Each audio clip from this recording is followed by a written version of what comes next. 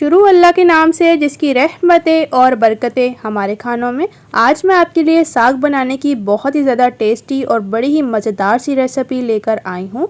जिस तरीके से मैं साग बना रही हूँ, एक तो आप हैरान हो जाएंगे कि वाकई ही साग इस तरह से बन सकता है। दूसरी बड़ी बात यह कि इस तरह से साग बहुत ज़्यादा टेस्टी मज़ेदार होगा और दूसरा ये बहुत ही चटपट और जल्दी बनकर तैयार होगा कि साग बनाने का आपका चुटकियों का काम हो जाएगा। तो रेसिपी को बनाना शुरू करते हैं। बिस्मिल्लाहिर्रहमानिर्रहीम। अस्सलाम वालेकुम गाइस। आई होप आप और आपकी फैमिली खैरियत से होगी।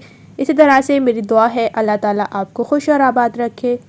तो सबसे पहले यहाँ पर हमने साग लिया है जो कि हमारे पास 1 kg यानी कि 1 किलो है। यहाँ पर हमने चने का साग लिया है जो कि सर्दी के स्टार्ट के मौसम में आता है। पंजाब की साइड पे जो है ये बहुत ज़्यादा पसंद किया जाता है और मुझे भी किसी ने तोहफ़ा दिया है, तो मैंने सोचा कि क्यों ना आपके साथ भी इसकी रेसिपी शेयर कर दी जाए। तो यहाँ पर सबसे पहले साग को हमने लेना है और इसको रफली सा कट कर लेना है। कट करने से क्या होता है, एक तो ये हो जाएगा, इसको पकाने वाला प्रोसेस जो है ना वो चटपट से हो जाएगा। तो इस तरह से जितना भी साग है इसको आपने अच्छी तरह से जो है वो रफली सा कट करना है। रेसिपी को पूरा देखें, कुछ टिप्स और ट्रिक्स भी दूंगी साग की रेसिपी को बनाने में जिन्हें आपने बिल्कुल मिस नहीं करना। तो तमाम ही साग माशाल्लाह से हमने कट कर लिया है रफली सा।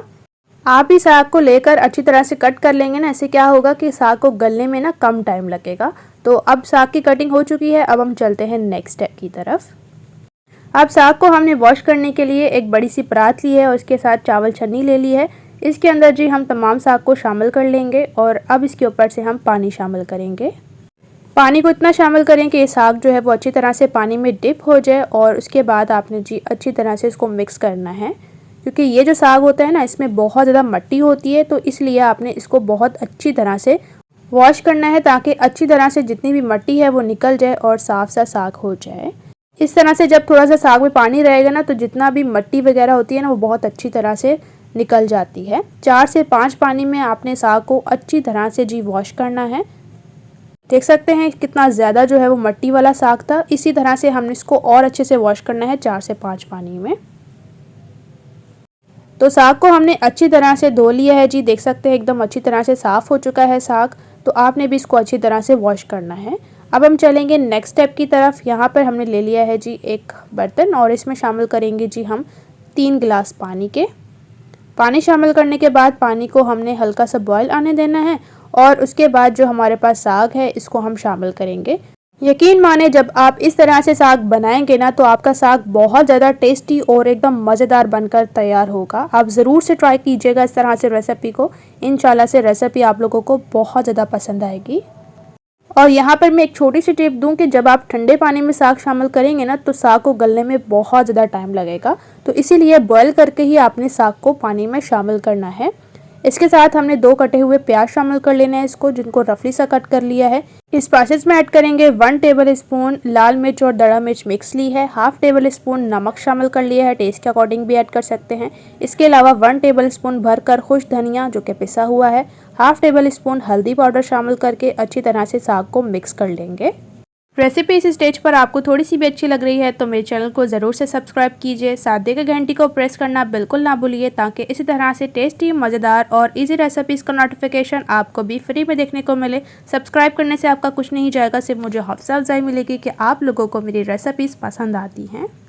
अच्छी तरह से साग को मिक्स करने के बाद ऊपर से कवर करेंगे 10 मिनट तक। तो लीजिए माशाल्लाह से 10 मिनट हो चुके हैं और हल्की फ्लेम रखते हुए जी हमने साग को पकने के लिए रखा था और यहाँ पर आप देख सकते हैं साग हमारा बहुत अच्छी तरह से गल चुका है, एकदम खुशबूदार सा माशाल्लाह से बन रहा है। और यहाँ पर मैं बता दूं कि आप चाहें तो साग को घोटा लगा सकते हैं, इसके अलावा आप साग को ग्राइंड कर सकते हैं। तो हमने जो है वो साग को ग्राइंड करना है। इसके लिए हम साग को क्या करेंगे, अच्छी तरह से ठंडा करने के लिए रखेंगे। देख सकते हैं कितना बेहतरीन किस्म का हमारा साग जो है वो गल चुका है। तो इसको ठंडा करने के बाद हम ग्राइंड कर लेते हैं। तो लीजिए माशाल्लाह से साग हमारा ठंडा हो चुका था और उसके बाद हमने साग को ग्राइंड कर लिया है। देख सकते हैं माशाल्लाह से कितना बेहतरीन किस्म का ग्राइंड हुआ है। यकीन करें अब आपने ये साग की रेसिपी अगर बना ली ना तो आपके जो है वो चुटकियों का काम हो जाएगा साग बनाना, क्योंकि इतना आसान सा तरीका आज आपके साथ शेयर किया है ना कि जो भी साग बनाएगा यकीन करें इतना ज़बरदस्त बनेगा कि जो खाएगा यकीन करें तारीफ़ ही करता जाएगा। तो यहाँ पर अब हमने क्या करना है, इसके अंदर शामिल करनी है जी इमली का पल्प, जो कि हमने ले लिया है 3 टेबल स्पून। इससे क्या होता है, इससे बहुत मज़ेदार सा जो चनों का साग है ना इसमें टेस्ट आता है इमली का। तो इसलिए आपने इस तरह से इसको ज़रूर से शामिल करना है और अच्छी तरह से मिक्स करना है। और मैं बता दूं कि फ्लेम को हमने ऑन कर लिया था। अब यहाँ पर हमने बाउल लिया है और इसमें शामिल करेंगे 1 टेबल स्पून कॉर्नफ्लोर और थोड़ा सा पानी ऐड करके बैटर तैयार करेंगे और इसको अच्छी तरह से मिक्स कर लेंगे। इतना मिक्स करिए कि कोई भी गुठली या लम्स ना रहे और इसके बाद इस मिक्सचर को थोड़ा थोड़ा साग में ऐड करिए और साथ साथ से मिक्स करते जाइए ताकि इसकी कोई भी लम्स ना बने।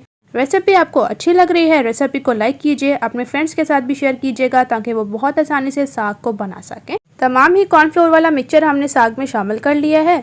अब हम क्या करेंगे, हल्की फ्लेम रखते हुए साग को पकने के लिए रखेंगे 5 से 6 मिनट तक हल्की फ्लेम रखते हुए, ताकि साग जो है वो अच्छी तरह से बन जाए और इसमें जो कॉर्नफ्लोर का कच्चापन है वो ख़त्म हो जाए।